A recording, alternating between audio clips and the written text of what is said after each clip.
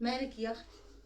انا مش مروحه تاني يا ماما، مش كل شويه شتيمه وزعيج. انا مش مروحه تاني. وبعت لي حد يلا يجيب هدومي من هناك ويجيب العيال.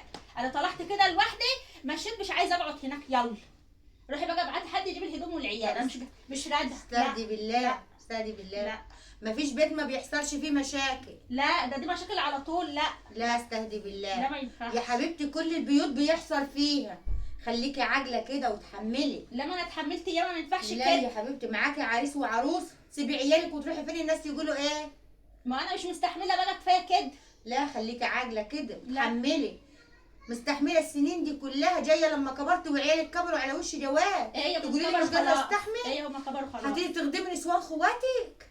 لا انا هقعد. نسوان ايه اللي هتخدمهم؟ انا هقعد، هما اللي هيعملوا. يعملوا يا حبيبتي. اهي اللقمه اللي هتاكلها تقوم تعملها، ردي على الفرشه اللي الزوج. هتنام عليها تقوم تعدلها، انما هتخدمها حد تخدمها يا حبيبتي. وانتوا لازمتكم ايه؟ ليه يا اختي وانت الشحطه طول بعض وانا اخدمك؟ ايه انا جايه عندكم، انت اللي تعمليه.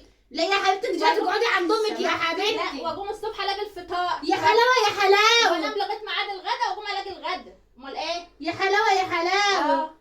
ايه يا حبيبتي، هي الدار ضربونا ويجي الغربه يكرشونا ولا ايه؟ ويقولوا تعملوا وتخلوا. لا يا حبيبتي احنا مش عامل.